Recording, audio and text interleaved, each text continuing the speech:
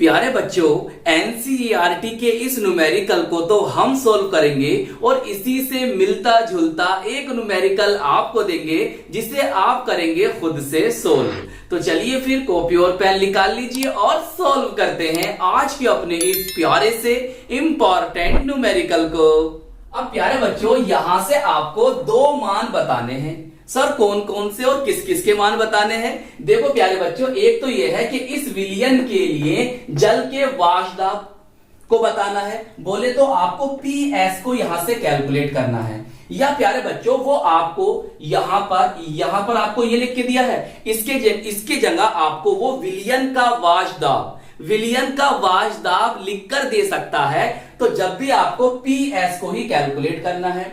और प्यारे बच्चों दूसरा क्या है, वो कहता है इसके आपेक्षिक अवनमन का परिकलन कीजिए। बोले तो हमें यहां से वाष्प दाब का आपेक्षिक अवनमन क्या होता है भैया, ये होता है लंबा चौड़ा फॉर्मूला।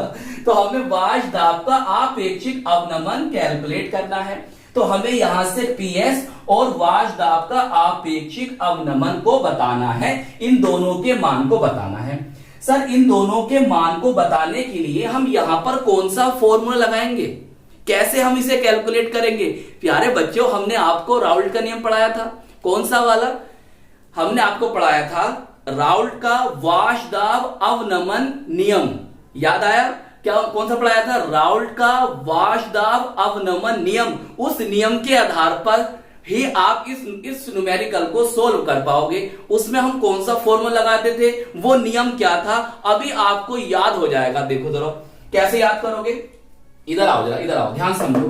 प्यारे बच्चों, ये है वाष्प दाब का आपेक्षिक अवनमन। सही क्या है ये? वाष्प दाब का आपेक्षिक अवनमन। और ये क्या है? सर ये है विलेय का मोल प्रभाज। और दोनों आपस में क्या है? सर ये दोनों आपस में बराबर है। बस यही रूल तो होता है। ये क्या होता है कि वाष्प दाब का आपेक्षिक अवनमन विलेय के मोल प्रभाज के बराबर होता है। अब यहां से सर हमें फॉर्मूला पता तो चल गया, लेकिन हमें मोल प्रभाज तो यहां कहीं भी नहीं दे रखा विलेय का। अरे हमें विलेय का मोल प्रभाज यहां नहीं दे रखा है सर, तो हम कैसे निकालेंगे? प्यारे बच्चों, हमने आपको मोल प्रभाज पे कितने न्यूमेरिकल कराए? सब इंपॉर्टेंट न्यूमेरिकल करा दिए, तो आपको पता नहीं चला कि हम मोल प्रभाज कैसे निकालते हैं विलेय का। तो प्यारे बच्चों, विलेय का मोल प्रभाज निकालने के लिए हमें विलेय के मोलों की संख्या बटे विलेय प्लस विलायक के मोलों की संख्या चाहिए। मतलब सर हमें विलेय का मोल प्रभाज निकालने के लिए विलेय की मोलों की संख्या और विलायक के मोलों की संख्या, मतलब विलेय और विलायक दोनों के मोलों की संख्या चाहिए। जी हां, आपको विलेय और विलायक दोनों के मोलों की संख्या चाहिए। लेकिन सर यहां पर तो ना विलेय और ना विलायक के मोलों की संख्या दे रखी है, तो कैसे निकालेंगे?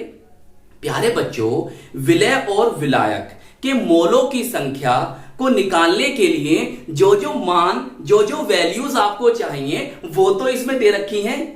सर कौन कौन सी वैल्यू चाहिए? प्यारे बच्चों, विलेय और विलायक के मोलों की संख्या निकालने के लिए आपको उनकी द्रव्यमान, मतलब आपको उनका भार या उनका द्रव्यमान पता होना चाहिए, और उनका हमें मोलर द्रव्यमान या अणु भार पता होना चाहिए। मतलब किसी की भी मोलों की संख्या निकालने के लिए हमें दो बातें पता होनी चाहिए। नंबर एक, हमें उनका भार या द्रव्यमान पता होना चाहिए, और दूसरा हमें उनका अणु भार या मोलर द्रव्यमान पता होना चाहिए। और ये दोनों बातें आपको इस न्यूमेरिकल में दे रखी हैं, तो आप आराम से विलेय और विलायक के मोलों की संख्या को निकाल लोगे। चलिए करते हैं सोल्व। प्यारे बच्चों, जो वैल्यूज हमें दे रखी हैं हम सबसे पहले उन्हें लिखेंगे नीचे। देखिए हमें दे रखा है शुद्ध जल का वाष्प दाब कितना है, इतना हमने लिख दिया, mmHg में दे रखा है। अब प्यारे बच्चों, 850 ग्राम जल में 50 ग्राम यूरिया घोला गया। मतलब ये यूरिया को आप किस में घोल रहे हो? जल में। तो यूरिया आपका विलेय है और जल कौन है? आपका विलायक है। तो चलिए फिर देखिए, फिर क्या लिखेंगे? विलायक बोले तो जल का द्रव्यमान हम लिखेंगे W1 से कितना है? 850 हमने लिख दिया। अब प्यारे बच्चों, हमें इसका मोलर द्रव्यमान भी चाहिए, तो कैसे निकालेंगे? देखिए, हाइड्रोजन का परमाणु भार 1 होता है, 1 रखा, और कितने हाइड्रोजन हैं सर? 2 हैं, तो गुणा 2 कर दिया, प्लस ऑक्सीजन का परमाणु भार या परमाणु द्रव्यमान कितना होता है? 16 होता है सर। तो कुल मिलाकर आ गया 18 ग्राम 18 ग्राम पर मोल। इसका मोलर द्रव्यमान या इसका अणुभार। तो मोलों की संख्या निकालने के लिए हमें ये दोनों चीजें चाहिए और दोनों ही चीजें हमें मिल गई हैं, तो हमने यहां पर रखी और भाग करा। प्यारे बच्चों हमारा आंसर आ गया ये। तो ये आ गई आपके किसके, विलायक के मोलों की संख्या। इसी तरह से आप प्यारे बच्चों निकालेंगे विलय के मोलों की संख्या। देखो भाई, विलय कौन है सर, NH2CO NH2 जिसे हम कहते हैं यूरिया, और इसका द्रव्यमान हम लिख दो, विलय के लिए 2 लिखते हैं और विलायक के लिए 1 लिखते हैं, या A और B भी लिख लेते हैं। अच्छा, A किसके लिए लिखते हैं और B किसके लिए लिखते हैं, मतलब WA किसके लिए लिखेंगे और WB किसके लिए लिखेंगे, बताना जरा मुझे कमेंट्स में।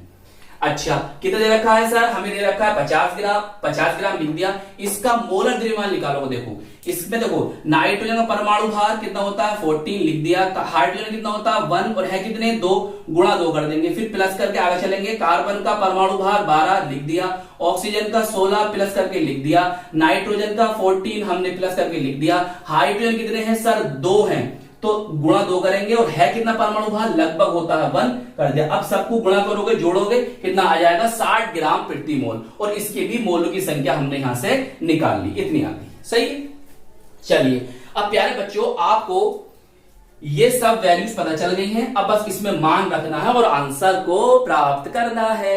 चलिए पहले इतना नोट कर लो। अब प्यारे बच्चों आपको अब PS को कैलकुलेट करना है, तो PS को कैसे कैलकुलेट करेंगे ध्यान से समझना। अब देखो इसको लीजिए और यहां पर रखिए P0 minus PS upon P0। अच्छा एक बात बताओ, P0 माइनस PS को क्या कहते हैं, वाष्पदाब में अवनमन या वाष्पदाब का अवनमन बटे शुद्ध विलायक का वाष्पदाब। वाष्पदाब में अवनमन और शुद्ध विलायक के वाष्पदाब के अनुपात को वाष्पदाब का आपेक्षिक अवनमन कहते हैं। याद रखना ये वाली बात भी।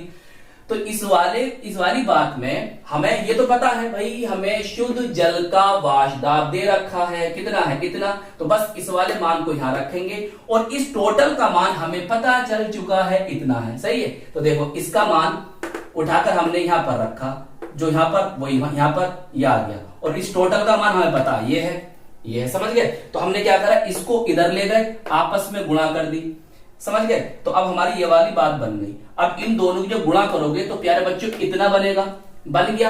अब क्या करना है, इसको इधर लेकर आओगे तो ये हो जाएगा माइनस का, इस वाले को इधर लेके जाओगे तो ये माइनस का है, तो काय का हो जाएगा प्लस का, इसको घटाओगे तो क्या बचेगा ये, और यही प्यारे बच्चों आपका आंसर होगा।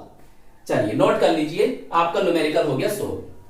तो चलो प्यारे बच्चों अब इस न्यूमेरिकल को करेंगे आप खुद से सोल्व। अगर ये न्यूमेरिकल आपसे नहीं हो पाएगा, इसे आप सर्च कर लेना, मैंने ये न्यूमेरिकल करा रखा है। तो आई होप ये न्यूमेरिकल आपको अच्छी तरह से समझ में आ गया होगा। तो प्यारे बच्चों ये वीडियो आपको कैसी लगी जरूर बताइएगा, अपना ख्याल रखिएगा, खूब मेहनत से पढ़ाई करते रहिएगा। हम मिलेंगे आपको इसकी नेक्स्ट वीडियो में। जय हिंद, जय भारत।